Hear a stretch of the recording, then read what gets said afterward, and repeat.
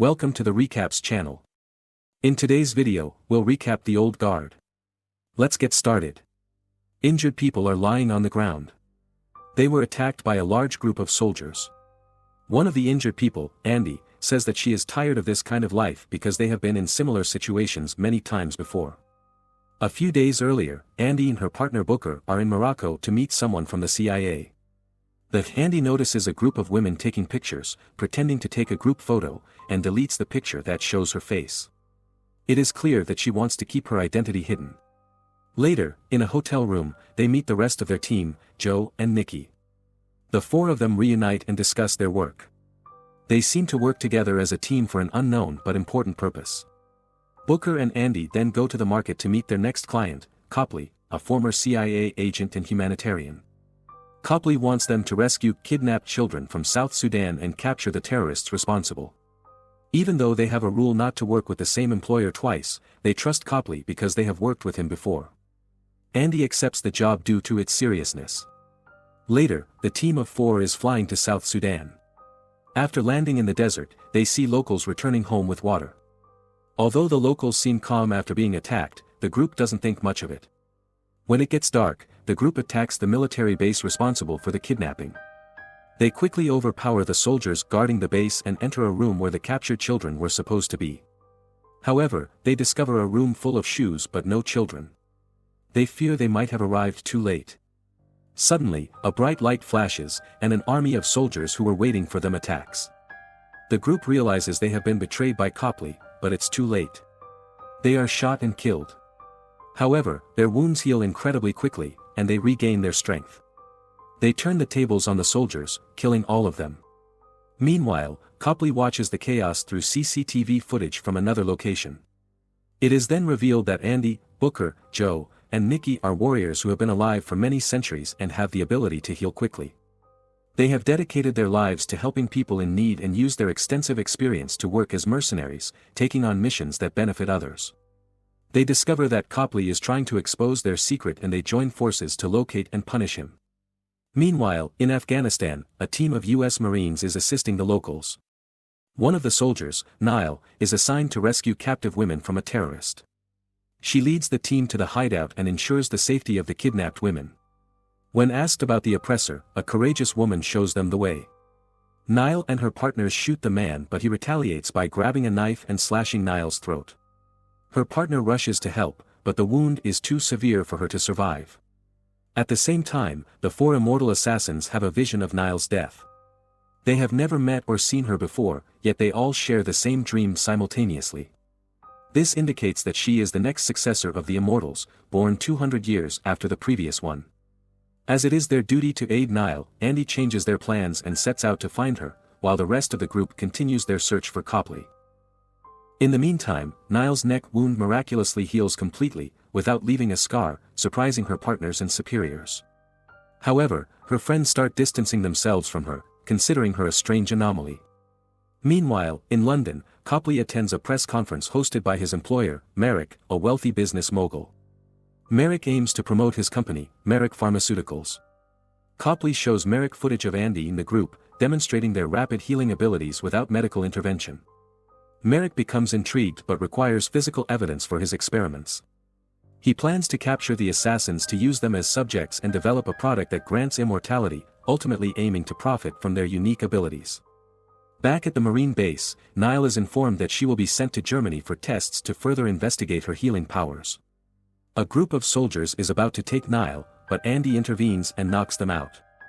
She forcefully takes Nile with her, and when Nile tries to escape, Andy shoots her in the head. When Nile regains consciousness, she realizes that she is actually immortal. Andy makes her sit in a car, promising to explain everything about her power. They arrive at an air base, where a pilot flies them to France. During the flight, Nile learns about the group of immortals to which she now belongs. After talking for a while, Andy goes to sleep but wakes up with her arms tied. Nile is holding the pilot at gunpoint, demanding that he land the plane immediately. Andy shoots the pilot and instructs Nile to untie her so she can fly the plane. As the airplane starts to descend, seconds away from crashing, Nile reluctantly frees Andy. However, Nile soon discovers that the pilot was only pretending to be dead to assist Andy. The two women engage in a fight, but Andy, with her centuries-long combat skills, easily overpowers Nile. A few hours later, they land in France and reunite with the other immortals. It is the first time the group dines together. They fascinate Nile by recounting their experiences living through various historical events. They also reveal that while their powers are extraordinary, there are instances when their immortality mysteriously stops working. They recall their immortal friend who lost his life after his wounds failed to heal. At night, Nile wakes up drenched in sweat from a nightmare. When asked about her vision, she reveals that she saw a woman trapped in an iron coffin. The others are shocked because they recognize the woman as Quinn, their former partner and one of the first immortals. Quinn and Andy were once partners until they were captured and labeled as witches during the early modern period. Despite facing various methods of punishment, the two never died. However, Quinn was eventually sealed in an iron coffin and thrown into the sea, where she has been trapped for the past 500 years. She is hidden deep in the ocean, beyond the reach of both humans and other immortals. Quinn, who has experienced countless deaths and resurrections, is condemned to eternal drowning. After hearing her story, Andy and Nile step outside the house simultaneously. The hideout is attacked by people sent by Merrick, and in the ensuing fight, Booker is wounded by a grenade, resulting in a slower healing process. Outside, Andy encounters some of the attackers and eliminates them before escaping with Nile and Booker.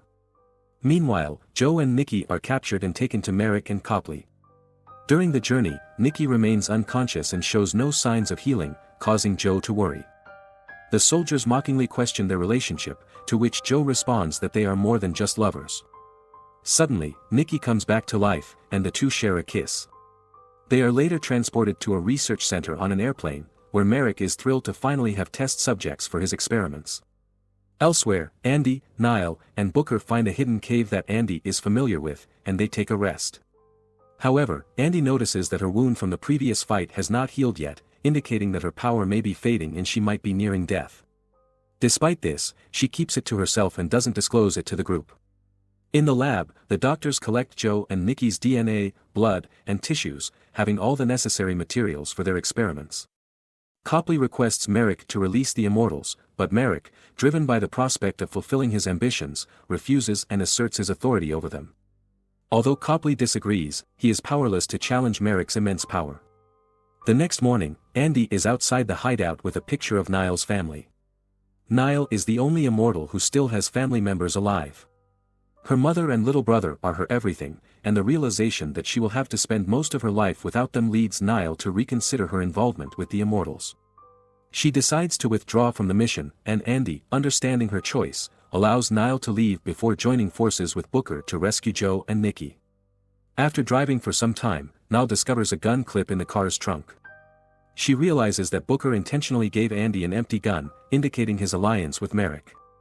Concerned, she returns to assist Andy. Meanwhile, Andy and Booker locate Copley and are on the verge of attacking him. However, just moments before, Booker reveals his collaboration with Copley and shoots Andy in the back. He claims to be tired of immortal life and desires a peaceful way for them to die. Unaware of the potential consequences, Booker doesn't realize that his actions might result in Andy's death. Merrick and his men arrive at the scene and take Andy away, while Booker tries to intervene but is knocked unconscious in the process. Frustrated with the situation, Copley turns against Merrick but is also rendered unconscious. Booker and Andy are then brought to Joe and Nikki, who are held captive in the lab. When Joe and Nikki learn about Booker's betrayal, they also turn against him. Meanwhile, Nile sets out to find the others and encounters Copley at his house. Upon urging, Copley discloses the location of the captives and offers to assist in their rescue. After some time, Nile and Copley covertly make their way to Merrick's research facility. Nile confronts Merrick directly but is too slow to shoot him, leading to an attack from his men. She manages to flee to the room where the immortals are held and hands Andy a gun, determined to save everyone. Regretful of his actions, Booker also joins forces with them. Once freed, the group emerges and eliminates all of Merrick's men while ensuring Andy's safety. Suddenly, Merrick discovers Andy's unique abilities and attempts to use them for his own protection. Andy finds an axe in the emergency exit and uses it to eliminate more of Merrick's men as she advances towards the antagonist. In the end, Nile and Andy confront Merrick face to face. Andy drives the axe into Merrick's neck before he can attack her, and Nile tackles him out the window. They both land on a car, resulting in Merrick's demise, while Nile's power heals her. The team then departs together, and Andy's wounds eventually heal. As punishment for his betrayal, Booker is forced into a century-long exile. He acknowledges his mistake and bids farewell to the group. Meanwhile, the remaining members decide to continue working with Copley, who agrees to help them remain hidden. Finally, a solitary Booker returns to his apartment in Paris. To his astonishment, he finds Quinn waiting for him, having somehow escaped from the depths of the ocean. Please subscribe, like, comment, and share if you enjoyed the video. See you again here on the Recaps channel.